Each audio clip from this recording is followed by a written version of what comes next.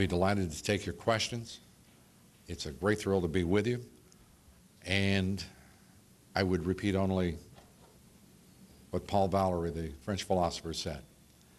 The future is not what it once was, but it remains within our capacity if we demonstrate the character to shape a very bright future, one which will honor more than 200 years of history that permitted that future to be our destiny.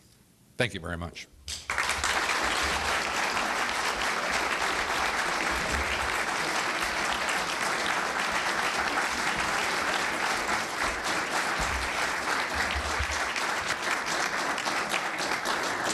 Thank you, Lou, and I can say that, it's the worst nightmare of any host in this position to stand up here and not have questions sent up from the audience. We are fortunate today that we have plenty of questions coming up here.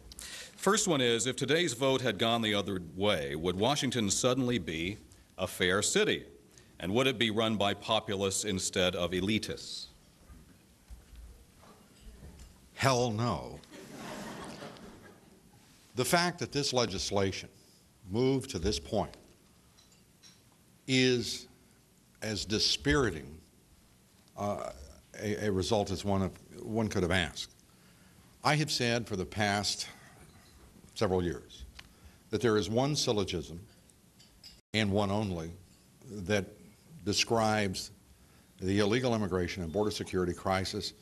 And I have said point blank, if you can defeat this syllogism, I will sign on, I will support with great energy your program, your proposal. Here's the syllogism. I have said you cannot meaningfully reform immigration law unless you can control immigration. And you cannot control immigration if we do not have control of our ports and our borders. What have the geniuses in the Senate done? I just want to salute them because they did not disappoint.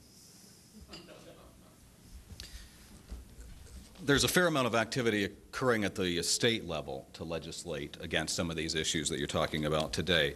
Are they getting it right any better than those that you would criticize here in Washington, the many efforts that are occurring in state capitals? Well, I think a couple of implications. There are over, as of May, almost 1,200 initiatives in state legislatures in all 50 states, by the way. A number of states, for example, Oklahoma, which have rolled back benefits to illegal aliens because they're simply overwhelmed. Proposition 200 in Arizona, curtailing benefits for illegal aliens. The idea that state governments must do this is de facto a testament, as if we needed it, that the federal government has failed in its responsibility for border security. What I love are those propagandists who say, well, that's it demonstrates in the national media, I love the way it's styled. Those measures suggest there's been a failure on the part of the national government in immigration reform. This is not about immigration in the first instance. It's about border security. If our borders are secure, if we are enforcing existing U.S. law, there is no illegal immigration problem. Next question, why have they not been secured? Why are we not enforcing our laws? Because this amnesty legislation, ladies and gentlemen, is first and foremost amnesty for the illegal employers of 12 to 20 million illegal aliens. And this administration has embraced corporate interests again as warmly as they possibly could. And think about this.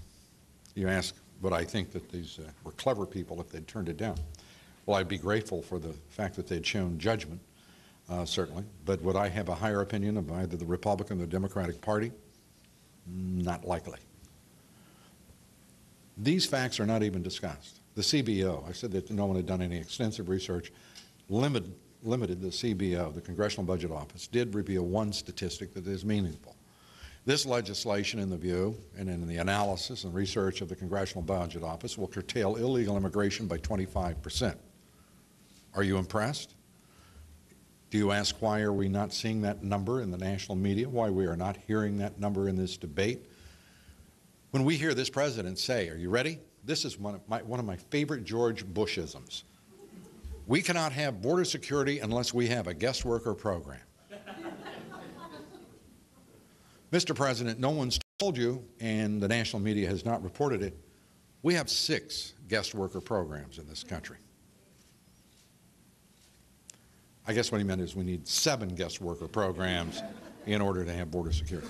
With that kind of tortured reasoning, tortured logic, I find my response to be ineffable to this kind of leadership.